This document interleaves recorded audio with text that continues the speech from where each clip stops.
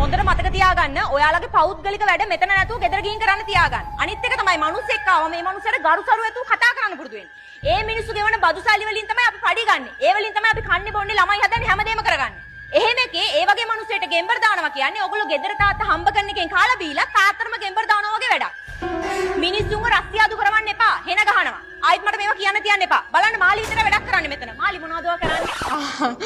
අපේ පුතාගේ ස්කෝලේට මේ පිටු 200ක පොඩි පොතක් මැඩ. අනිත් ගත්තන රුපියල් 500ක් වෙනවනේ. ආච්චිට හාල් කරන්න එපා ඉතින්.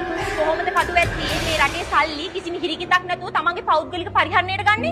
500 පොතට මෙතන පිටු 200ක් කොපි ගැහුවම මෙතනට වෙන පාඩුව බීවන්ට ඔබේ ආච්චි හිරියක් අද.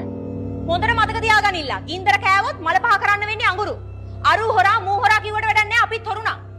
අර නල ලිඳට අවසර ගන්න ආපු කෙනාට ගෙදරට ගිහිල්ලා අවසර දීලා එන්න. හරි? මාත් එක්ක සෙල්ලම් කරන්න ලෑස්ති වෙන්න එපා. මම හොඳට හොඳයි නරකට නරකයි.